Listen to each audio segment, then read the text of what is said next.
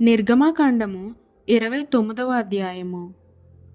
వారు నాకు యాజకులగునట్లు వారిని ప్రతిష్ఠించుటకు నీవు వారికి చేయవలసిన కార్యమేదనగా, ఒక కోడెదూడను, కలంకము లేని 2 పొట్టేళ్లను, పొంగని రొట్టెను, పొంగనవై నూనెతో కలిసిన భక్ష్యములను, పొంగనవై నూనె పోసిన పలచని అప్పడములను తీసుకొనము.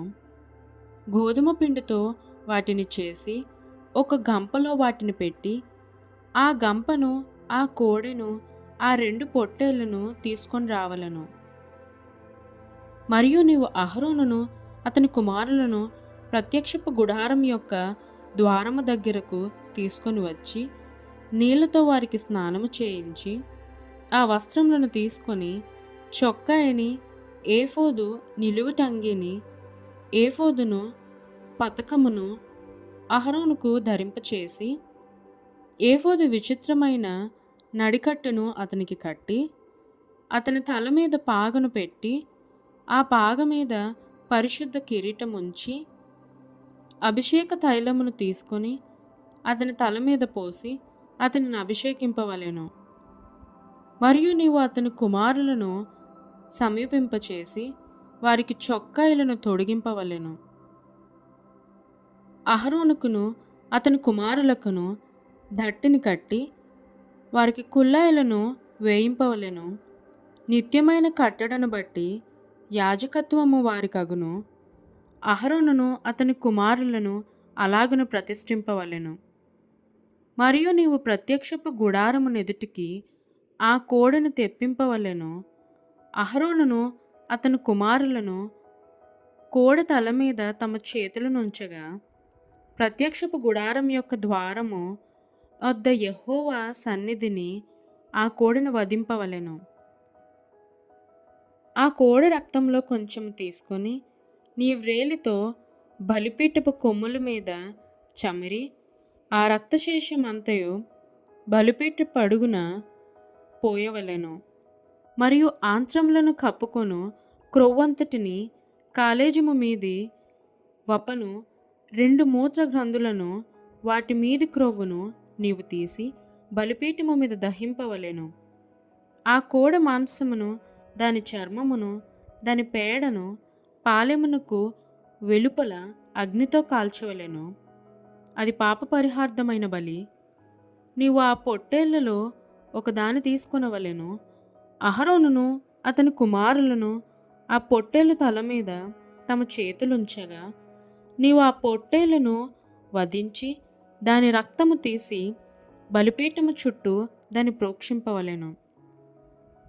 అంతటి నీవు ఆ పొట్టేలును, దాని అవయవములను దేనికది విడదీసి, దాని ఆంత్రములను, దాని కాళ్ళను కడిగి, దాని అవయవములతోనూ తలతోనూ చేర్చి బలిపీఠము మీద ఆ పొట్టేళ్ళంతయు దహింపవలెను.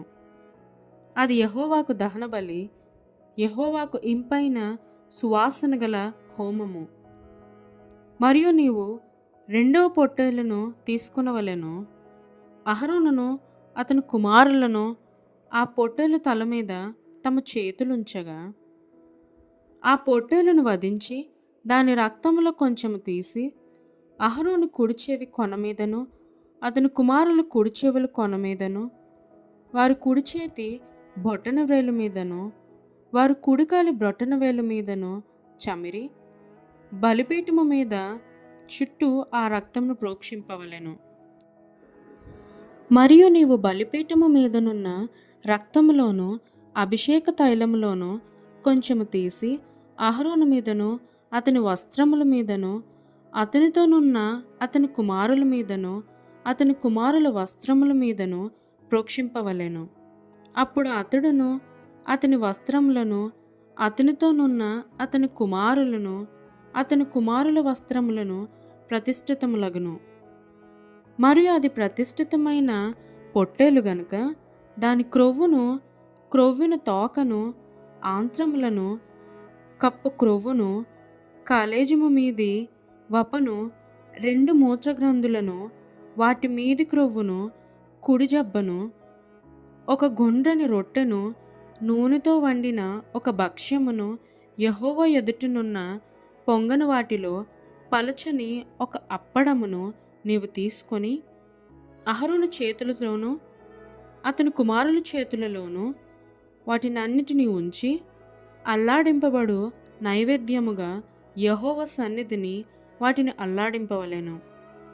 తరువాత నీవు వారి చేతులలో నుండి వాటిని తీసుకొని యెహోవా సన్నిధిని ఇంపైన సువాసన కలుగునట్లు దహన బలిగా వాటిని బలిపీఠము మీద దహింపవలెను. అది యెహోవాకు హోమము. మరియు అహరోనుకు ప్రతిష్ఠితమైన పొట్టేలు నుండి బోరను తీసి అల్లాడింపబడు అర్పణముగా యెహోవా సన్నిధిని దానిని అల్లాడింపవలెను. అది నీ వంతగును.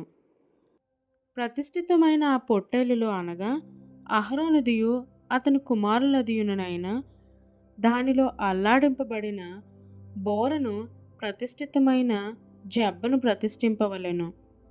అది ప్రతిష్టార్పణ గనుక నిత్యమైన కట్టడి చొప్పున అది ఇజ్రాయేలులో నుండి అహరోనుకును అతని కుమారులకు నగును. అది ఇజ్రాయేలులో అర్పించు సమాధాన బలులలో నుండి తాము చేసిన ప్రతిష్టార్పణ అనగా వారు యెహోవాకు చేసిన ప్రతిష్టార్పణగా నుండును.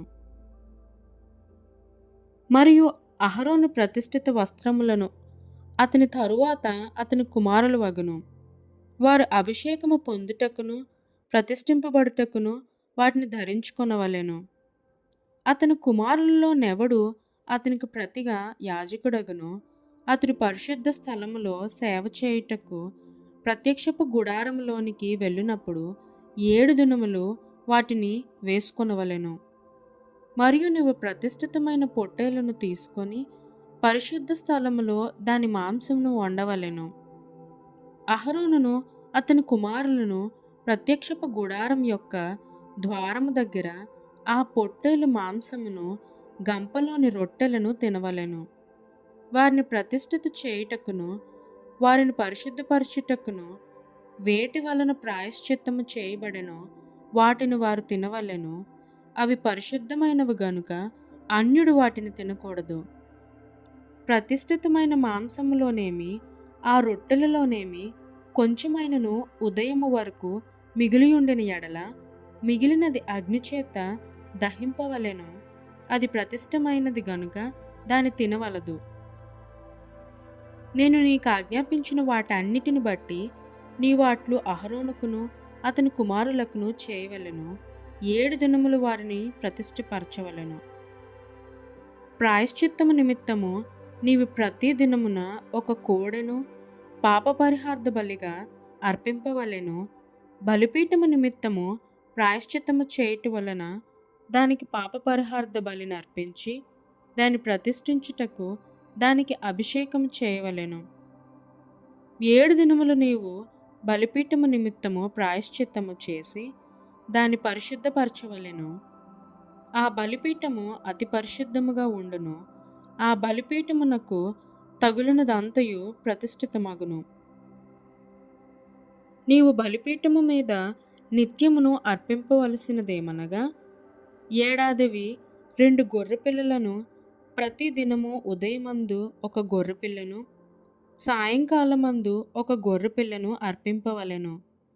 దంచి తీసిన 30 నూనెతో కలిపిన 10వ వంతు పిండిని పానీయార్పణముగా 30 ద్రాక్షారసమును మొదటి గొర్రెపిల్లతో అర్పింపవలెను. సాయంకాలమందు 2వ గొర్రెపిల్లను అర్పింపవలెను. అది యెహోవాకు ఇంపైన సువాసన గల హోమమగునట్లు ఉదయకాలమందలి అర్పణమును దాని పానీయార్పణమును అర్పించినట్టు దీనిని అర్పింపవలెను. ఇది యెహోవా సన్నిధిని సాక్ష్యపు గుడారం యొక్క ద్వారమునొద్ద మీ తరతరములకు నిత్యముగా అర్పించు దహన బలి. నీతో మాట్లాడుటకు నేనక్కడికి వచ్చి మిమ్మును కలుసుకొందును. అక్కడికి వచ్చి ఇజ్రాయేలులను కలుసుకొందును. అది నా మహిమ వలన పరిశుద్ధపరచబడును. నేను సాక్ష్యపు గుడారమును బలిపీఠమును పరిశుద్ధపరచెదను. నాకు యాజకులగునట్లు అహరోనును అతని కుమారులను పరిశుద్ధపరచెదను. నేను ఇశ్రాయేలీయుల మధ్య నివసించి వారికి దేవుడునై యుందును. కావున నేను వారి మధ్య నివసించినట్లు ఐగుప్తు దేశంలో నుండి వారిని వెలుపలికి రప్పించిన తమ దేవుడైన యెహోవాను నేనే అని వారు తెలుసుకొందురు. నేను వారి దేవుడునైన యెహోవాను.